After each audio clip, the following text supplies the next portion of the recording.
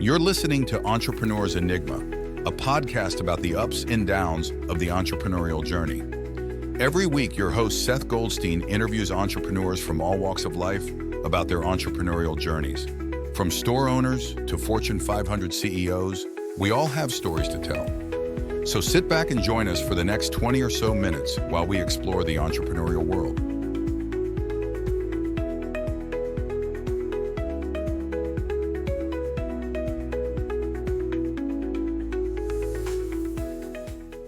Hey everybody, welcome to another edition of the Entrepreneur's Enigma podcast. I'm, as always, your host, Seth. Today I have Benjamin. Let's restart that. I can get the word Benjamin out there. All right, 3, 2, 1. Hey everyone, welcome to another edition of the Entrepreneur's Enigma podcast. I'm, as always, your host, Seth. Today I have Benjamin Barnett. He is of the Philadelphia Independent Film Festival.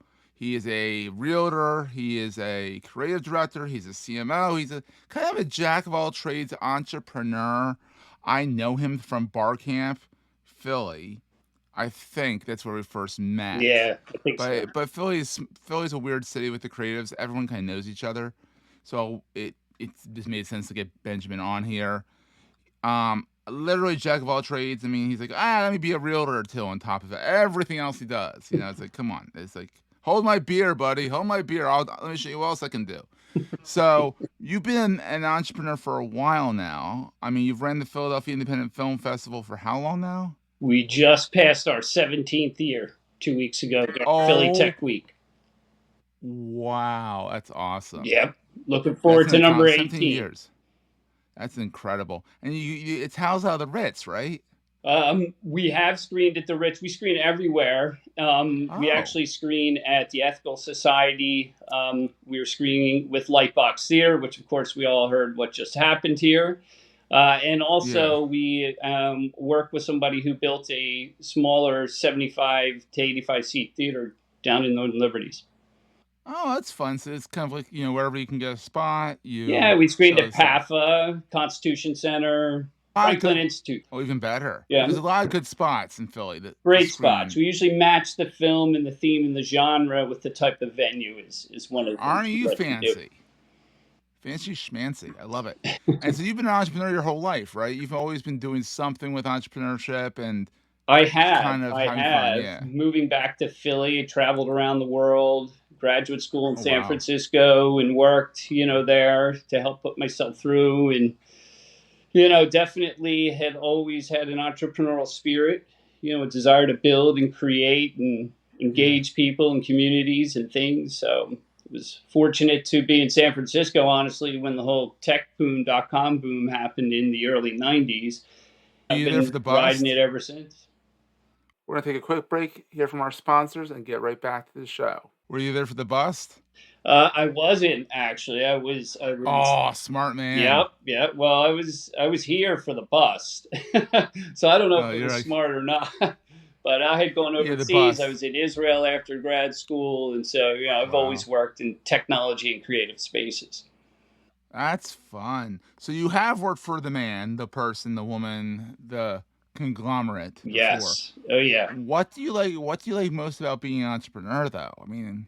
Well, working as an entrepreneur, if the most thing, is maybe a loaded question. I mean, ultimately, being successful in whatever that, definition is, would be the goal of the entrepreneur. But, when you look at it, holistically, if I may, in a larger ecosystem, there's a lot of things that get affected by an entrepreneur or can.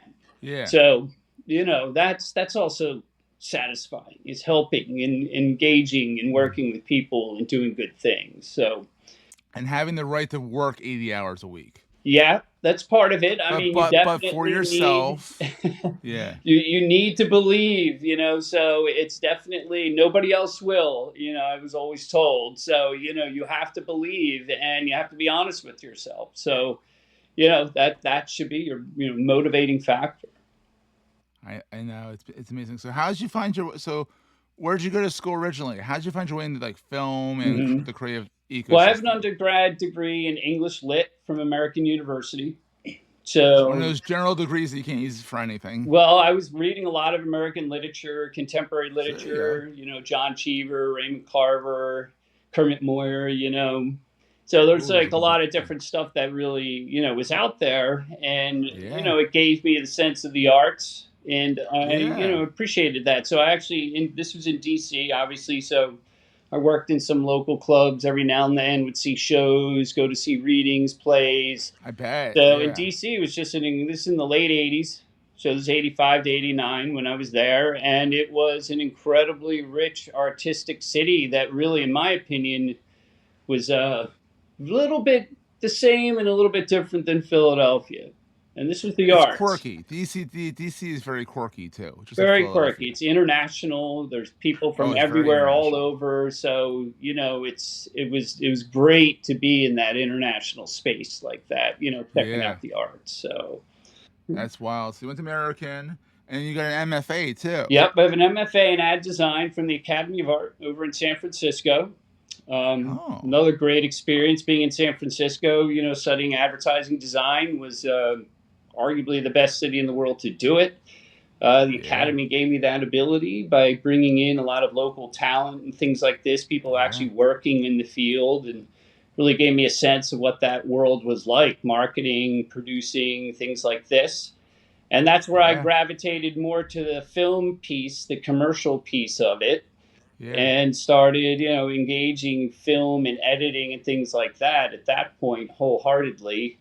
And we were Dove lucky. head on. Yeah. Yeah, we were lucky right in San Francisco. So, there's incredible hardware available, working I with bet. Silicon graphics machines and, just the best Macs in the moment. And so, Yeah. it was The great. Power PC movement. Right. back when they were on Power PC. Well, yeah, we can go into that, of course, but Yeah, we can go into that. For better or for worse, the exactly. Clone Exactly. Wars, it's like, Oh yeah, I forgot they used to clone the Macs. They try to do what PC does, and they don't. nope.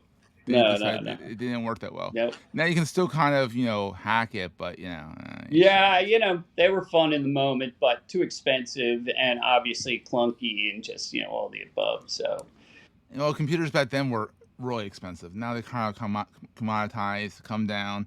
I mean, look, you're on your phone. Who would have thunk that who would have thunk that we've been doing a podcast, number one? Then who would have thought that I'd be on a computer, my guest would be on an iPhone, and we would be recording really good video? Like, it's insane the way technology is going. It's insane that we have computers. Your computer, your phone is faster than the computers you used to do ad design on back in the day. yeah. It's Look, insane. this is one thing where it is crazy, but, look, science fiction's been talking about this stuff forever. You had Dick Tracy talking to a wristwatch in the 40s and the 50s. So, Dick Tracy. yeah, just like there's all types of social, cultural cues out there that showed that this was really the path.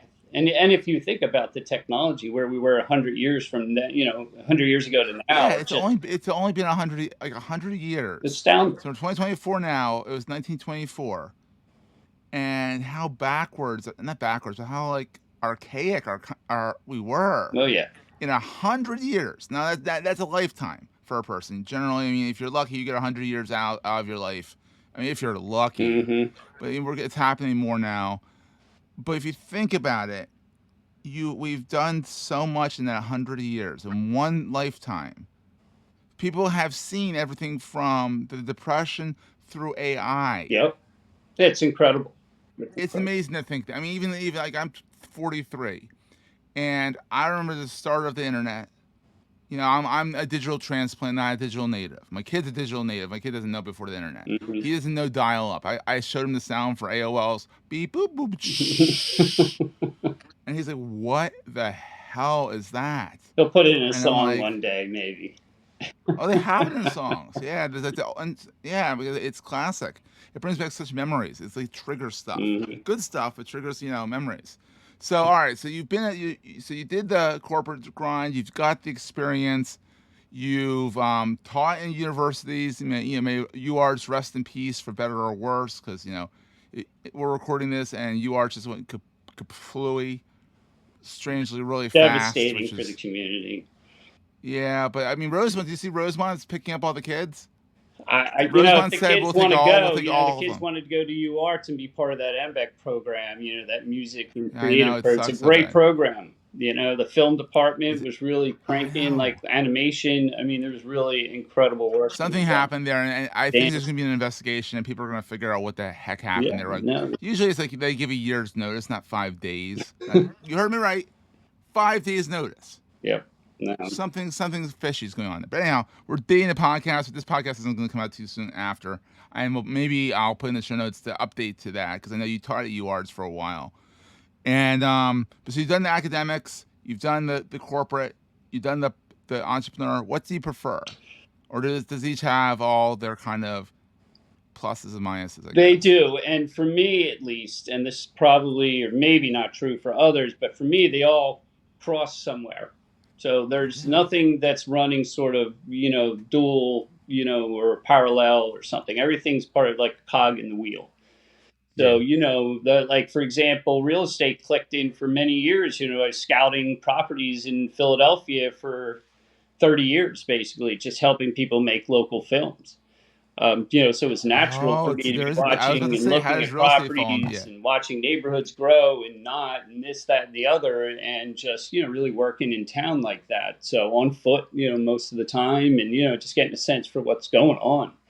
So, that's what's your sweet spot now? Are you doing films more than real estate, or is real estate really your bread and butter, I or is it part of the team? I'm with a realtor in Philadelphia, Compass, if you don't mind me saying out loud, and I'm on my wife's team, Wendy Schwartz, and you're brave. You're brave. Yeah. or she's brave. She's brave. Bring you what she'll say. She's brave, and you're just like. Yeah, your husband joined. Yeah, so connected that, but like you mentioned too about the film festival connected because we'd started something in the late '90s called the Underground Film Forum, and we were screening digital films off in our warehouse. So it really kind of clicked in. 10ish years later, we kicked off an independent film festival. So we had known people all over the world. With your phone now. Yeah, like, as example being here, but you can do.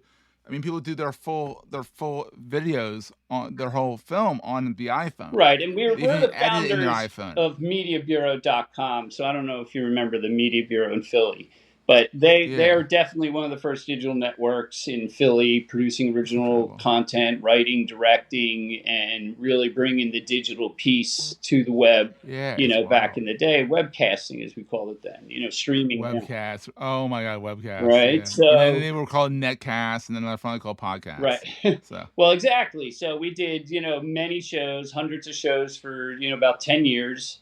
So we definitely have a lot of skill in that sort of creative technology space. So it was natural to bring the film festival to fruition, frankly. So and it still kind of rides on its own, on its merit, in the sense that every year we curate a film festival from a global and local selection. So that's been awesome. Good. So that's part of it. But really, the real estate and the film piece are going like this. I guess they kind of go hand in hand because when you were selling a property, you went film.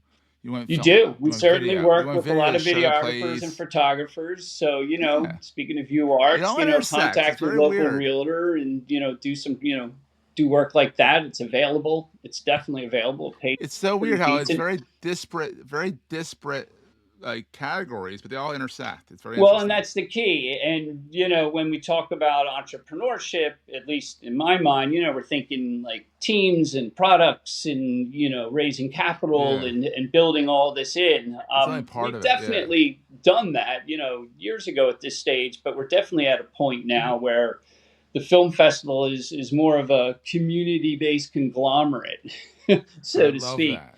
So, it really runs on its own. People are really interested in screening in the city, and, we're good at it, and we've done it for a long time. So we do that. But, for example, 2 years ago, we partnered with Agora VR in the city and technically filling. I know Agora VR. Young whippersnapper doing it. Yeah. Right. And we built the first metaverse project for the city of Philadelphia, which was very successful in the time. Yeah.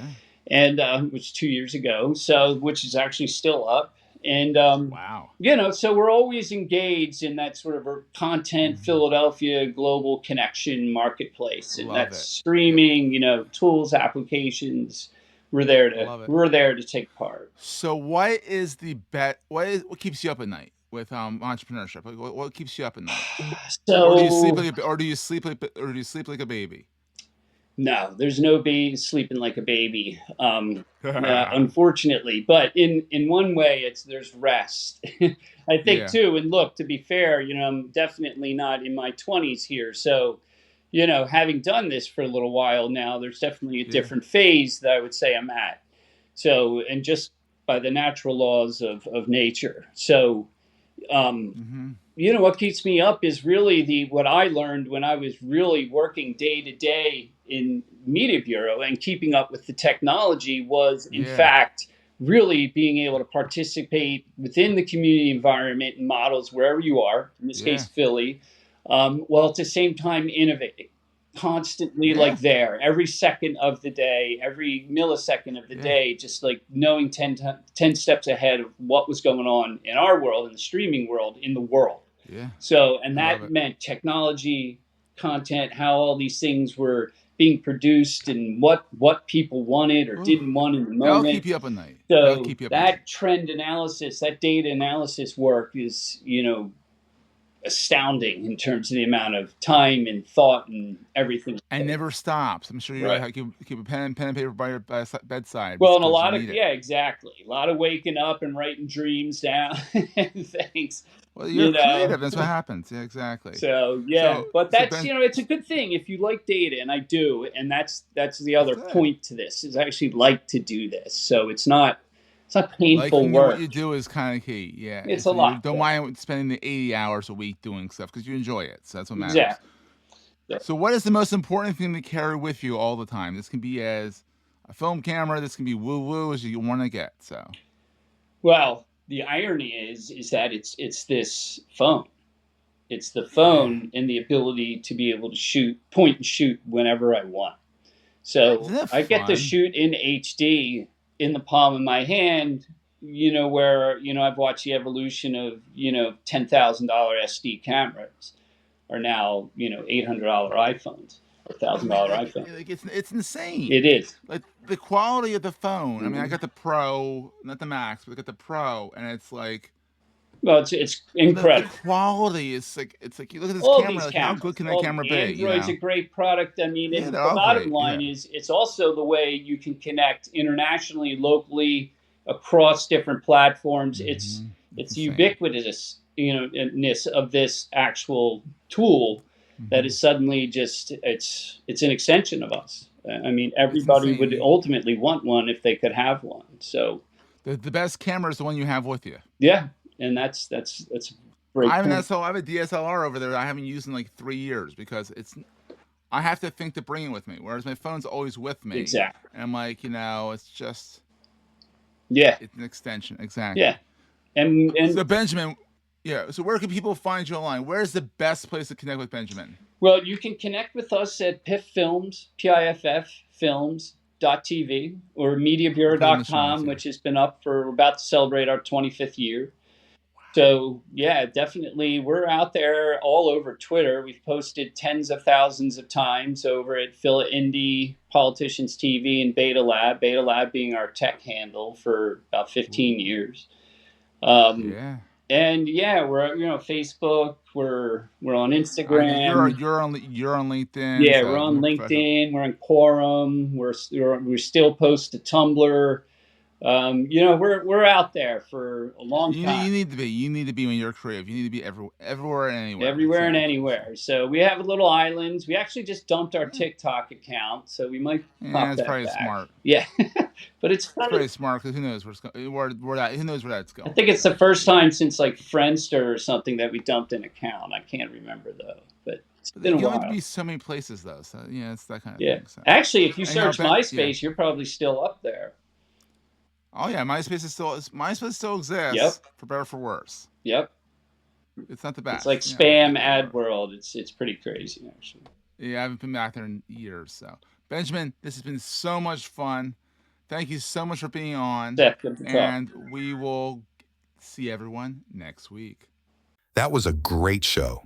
If you're enjoying Entrepreneur's Enigma, please consider giving us a review in the podcast directory of your choice.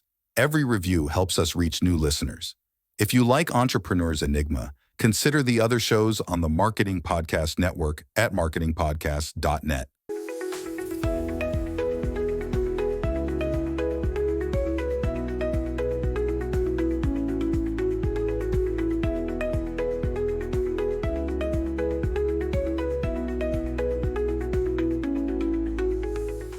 Goldstein Media hopes you have enjoyed this episode.